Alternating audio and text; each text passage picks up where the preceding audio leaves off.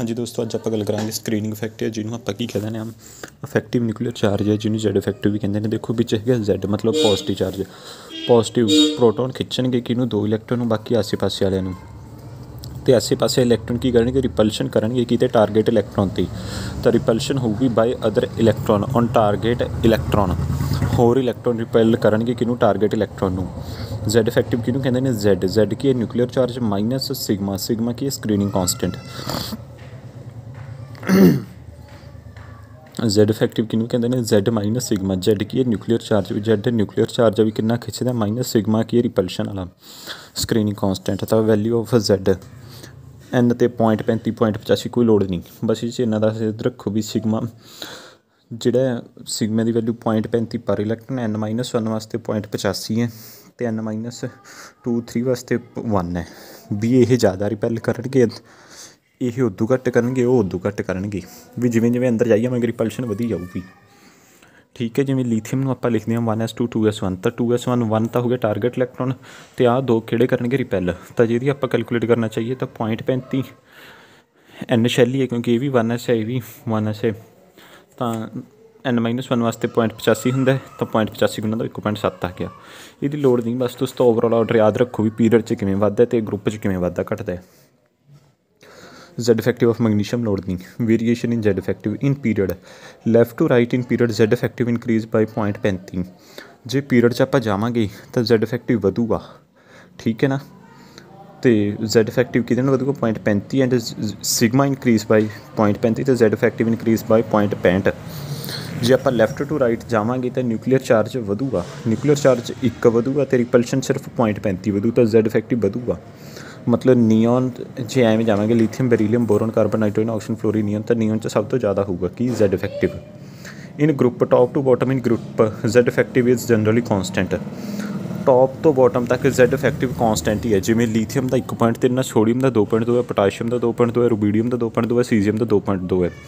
Top तो दो bottom तक Z इफैक्टिव कॉन्सटेंट है, लैफ्ट तो राइट तक Z इफैक्टिव इनक्रीज़ करूँगा, ठीक है। Z इफेक्टिव फॉर कटायन, जो कटायन है कटायन की हुआ जो इलैक्ट्रॉन निकल गई तो रिपल्शन घट गई तो न्यूक्लीयर चार्ज वधूगा, न्यूक्लीयर चार्ज वधूगा तो मतलब Z इफेक्टिव इनक्रीज़ होगा। तो कटायन के केस Z इफेक्टिव इनक्रीज़ होगा तो अनायन के केस डिक्रीज़ होगा क्योंकि रिपल्शन वधूगी, तो करके रिपल्शन वधूगी तो जो इफेक्टिव न्यूक्लीयर चार्ज है वो घटूगा। तो Z effective directly proportional to a positive charge दी, positive charge on the element तो इनवर्सली है negative charge on the element, ठीक है जी, ठीक है जी। हुण आंदा अगे फॉर आइसो इलैक्ट्रॉनिक स्पीसीज़ भी जिन्हों के इलैक्ट्रॉन सेम नहीं, जिवें एलूमीनीयम का 13 होंगे, 13 चों 3 कढ़ते 10, 12 चों 2 कढ़ते तां भी 10, 11 चों 1 कढ़िया 10, 9 चों 1 जोड़िया 10, 8 चों 2 जोड़े तां भी 10। तो ये आइसो इलैक्ट्रॉनिक स्पीसीज़ है तो ये आपां पता भी डायरैक्टली प्रपोर्शन होंगे पॉजिटिव चार्ज तो इनवर्सली नैगेटिव दी। तो पहला यही फिर यही फिर यही फिर यही फिर यही, बस तो यही ऑर्डर हो जाएगा Z इफेक्टिव का। एक करैक्ट ऑर्डर लिखना कि यही पहला फिर यही फिर यही फिर यही 4 3 2 1, ठीक है। हुण जे इहदा ऑर्डर लिखना पहला दूजा तीजा चौथा, ठीक है जी। वो तो +2 आ जाऊगा ना, 1 फिर आह फिर आह फिर आह। हुण जिवें आ है तो +2 फिर +1 फिर अपना -1 फिर -2 फिर -3 आई ऑर्डर आ जाऊगा। फॉर 2 इलैक्ट्रॉन स्पीसीज सिग्मा 0.3 है, for same shell order of screening is SPDF due to penetration effect. F ਦੇ ਵਿੱਚ रिपल्शन कहते बहुत घट होंगी है, क्यों घट होंगी है क्योंकि डबल डंबल शेप है तो करके इलैक्ट्रॉन फिट जे हो जाते हैं। S का साइज छोटा रिपल्शन वधदा है तो SPDF ਦੇ ਵਿੱਚ सेम शैल है तो स्क्रीनिंग का किवें देखेंगे सेम शैल है तो SPDF S ਦੇ ਵਿੱਚ सब तो ज़्यादा रिपल्शन, P ਦੇ ਵਿੱਚ उदू घट, D ਦੇ ਵਿੱਚ उदू घट, F ਦੇ ਵਿੱਚ बिल्कुल घट।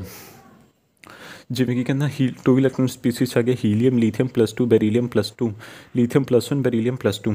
Hair 1 electron become target electron and other electron repel target electron है। इतने कहना 1 इलैक्ट्रॉन तो टारगेट इलैक्ट्रॉन है तो अदर इलैक्ट्रॉन की करूँगा रिपेल करूँ target electron. So value of sigma for other electron is 0.3 भी 2 इलैक्ट्रॉन 1 टारगेट बनूंगा 1 फिर रिपेल करूँगा तो वही वैल्यू कितनी हो कहना 0.3 हो। Z effective for sodium is X than what would be the Z effective for calcium, ठीक है। सोडियम का X है तो कैल्शियम का की होगा पता ही है X तो वध ही होगा तो यही बस ये वैल्यू कढ़ी X + 0.65 तुहानूं लोड़ नहीं हैगी। ਆਪਾਂ ਨੂੰ ਪਤਾ ਸੋਡੀਅਮ ਦਾ ਮੈਗਨੀਸ਼ੀਅਮ ਦਾ ਸੋਡੀਅਮ ਤੋਂ ਵੱਧ ਅਤੇ ਮੈਗਨੀਸ਼ੀਅਮ ਦਾ ਕੈਲਸ਼ੀਅਮ ਦਾ ਸੇਮ ਹੀ ਹੁੰਦਾ ਕਿਉਂਕਿ ਉਹ ਇੱਕ ਗਰੁੱਪ 'ਚ ਆ ਗਏ।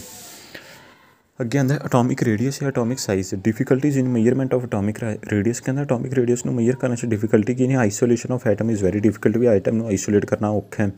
There is no fix boundary for electron cloud. ਵੀ ਇਲੈਕਟ੍ਰੋਨ ਕਿੱਥੇ ਹੋਏ ਲੱਭਣਾ ਔਖਾ ਹੈ। Atomic radius is the average distance between nucleus and valence shell electron.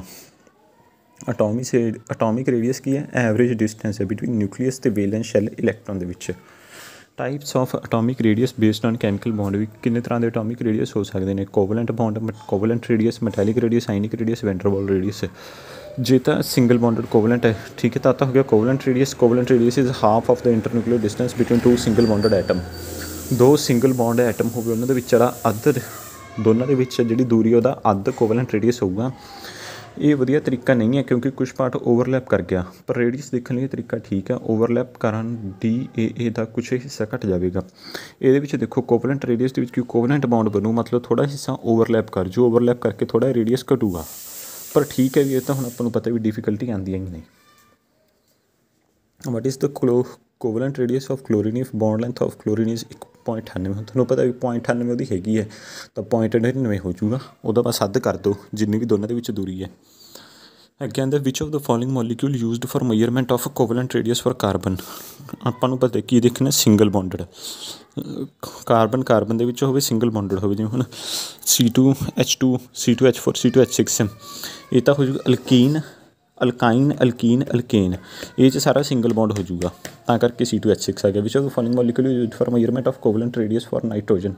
ਇਹ 'ਚ ਵੀ ਉਹੀ N2H4 ਕਿਉਂਕਿ N2 ਦਾ ਸਟਰਕਚਰ ਬਣੂ ਡਬਲ ਬੌਂਡ, N2H2 ਦਾ ਉਹ ਵੀ ਡਬਲ ਬੌਂਡ, N2H4 ਦਾ ਕੀ ਬਣੂ? Single bond. ਅਤੇ NO3 ਨੈਗੇਟਿਵ 'ਚ ਕੀ ਨੇ? ਇਹ ਤਾਂ ਉਹ ਬਣੂਗਾ ਆਕਸੀਜਨ ਨਾਲ ਬੌਂਡ ਬਣੂਗਾ। ਤਾਂ ਨਾਈਟ੍ਰੋਜਨ ਦਾ ਹੋਵੇ, ਸਿੰਗਲ ਬੌਂਡ ਹੋਵੇ। ਅੱਗੇ ਆਉਂਦਾ ਮੈਟੈਲਿਕ ਰੇਡੀਅਸ। ਇਹ ਨਾਨ ਮੈਟੈਲਿਕ ਤੋਂ ਜ਼ਿਆਦਾ ਹਨ ਕਿਉਂਕਿ ਇੱਥੇ ਓਵਰਲੈਪਿੰਗ ਡਿਸਟੈਂਸ ਘੱਟ ਹੈ। ਇਹ ਕੀ ਹੋਊਗਾ? ਇਹਦੇ ਵਿੱਚ ਓਵਰਲੈਪਿੰਗ ਨਹੀਂ ਹੁੰਦੀ ਤਾਂ ਇਹ ਥੋੜ੍ਹਾ ਜਿਹਾ ਵੱਧ ਜੂਗਾ। ਠੀਕ ਹੈ ਜੀ। ਬਸ ਮੈਟੈਲਿਕ ਰੇਡੀਅਸ ਇਹ ਵੀ ਕੀ ਹੈ? ਇੰਟਰਨਿਊਕਲੀਅਰ ਡਿਸਟੈਂਸ ਦਾ ਅੱਧ ਹੈ। ਮੈਟੈਲਿਕ ਰੇਡੀਅਸ ਤਾਂ ਕੀ ਹੋਊਗਾ? ਜੇ ਸਟਰੈਂਥ ਜ਼ਿਆਦਾ ਹੋਈ ਦੋਨਾਂ ਦੇ ਵਿੱਚ, ਮੈਟੈਲਿਕ ਬੌਂਡ ਵਧੀਆ ਬਣਿਆ ਹੋਊਗਾ ਤਾਂ ਨੇੜੇ ਰਹਿਣਗੇ ਤਾਂ ਮੈਟੈਲਿਕ ਰੇਡੀਅਸ ਘੱਟ ਹੋਊਗਾ। ਜੇ ਸਟਰੈਂਥ ਵਧੀਆ ਨਹੀਂ ਹੈਗੀ ਤਾਂ ਦੂਰ ਰਹਿਣਗੇ ਤਾਂ ਮੈਟੈਲਿਕ ਰੇਡੀਅਸ ਵੱਧ ਹੋਊ। ਅੱਗੇ ਆਉਂਦਾ ਵੈਂਡਰਵਾਲ ਰੇਡੀਅਸ ਕੀ ਹੈ? ਵੀ ਦੋਨਾਂ ਦੇ ਵਿੱਚ ਜੇ ਦੂਰ ਹੋਣ, ਜੇ ਕੋਈ ਵੀ ਬੌਂਡ ਨਾ ਬਣਦਾ ਹੋਵੇ ਉਸ ਨੂੰ ਵੈਂਡਰਵਾਲ ਬੌਂਡ ਕਹਿਣਾ ਹੈ। ਜਿਵੇਂ ਇਨਰਟ ਗੈਸ ਦੇ ਵਿੱਚ ਕੋਈ ਬੌਂਡ ਨਹੀਂ ਹੈ ਪਰ ਫਿਰ ਵੀ ਜੇ ਕੋਈ ਪੁੱਛ ਹੀ ਲਵੇ ਤਾਂ ਵੈਂਡਰਵਾਲ ਬੌਂਡ ਹੈ। ਵੀ ਇਨਰਟ ਗੈਸ ਦੇ ਵਿੱਚ ਕੋਈ ਬੌਂਡ ਨਹੀਂ ਹੈਗਾ ਪਰ ਅਗਲਾ ਕਹੇ ਵੀ ਫਿਰ ਉਹ ਇਕੱਠੀਆਂ ਕਿਉਂ ਨਹੀਂ, ਤਾਂ ਉਹ ਭਾਈ ਉਹਨਾਂ ਦੇ ਵਿੱਚ ਵੈਂਡਰਵਾਲ ਬੌਂਡ ਹੈ। ਤਾਂ ਦੂਰ ਵਾਸਤੇ ਵੈਂਡਰਵਾਲ ਬੌਂਡ ਹੈ। ਵੈਂਡਰਵਾਲ ਬੌਂਡ ਕੀ ਹੈ? 2 ਗੁਣਾ ਕੋਵਲੈਂਟ ਰੇਡੀਅਸ। ਜਿੰਨਾ ਕੋਵਲੈਂਟ ਰੇਡੀਅਸ ਹੁੰਦਾ ਉਦੋਂ ਵੀ ਦੁੱਗਣਾ ਕਰ ਦਿੰਦੇ ਨੇ। ਤਾਂ ਸਭ ਤੋਂ ਜ਼ਿਆਦਾ ਵੈਂਡਰਵਾਲ, ਫਿਰ ਮੈਟੈਲਿਕ, ਸਭ ਤੋਂ ਘੱਟ ਕੋਵਲੈਂਟ। ਆਰਡਰ ਯਾਦ ਰੱਖੋ, ਸਭ ਤੋਂ ਵੱਡਾ ਬੌਂਡ ਕਿਹੜਾ ਹੋਊਗਾ? ਵੈਂਡਰਵਾਲ, ਫਿਰ ਮੈਟੈਲਿਕ ਉਦੋਂ ਘੱਟ ਅਤੇ ਕੋਵਲੈਂਟ ਤਾਂ ਓਵਰਲੈਪ ਕਰਕੇ ਜਮ੍ਹਾਂ ਘੱਟ ਜੂ। ਠੀਕ ਹੈ ਜੀ। ਮੈਨੂੰ 1 ਮਿੰਟ ਯਾਰ, ਮਾਤਾ ਨੇ ਹੁਣ ਰੋਟੀ ਨੂੰ ਬੁਲਾਉਣਾ ਹੈ। ਆਪਣੇ ਕੁਐਸਚਨ ਜੇ ਰਹਿ ਜਾਣਗੇ ਉਹ ਮੈਂ ਨੈਕਸਟ ਵੀਡੀਓ 'ਚ ਕਰਾ ਦੂੰਗਾ ਪੱਕਾ।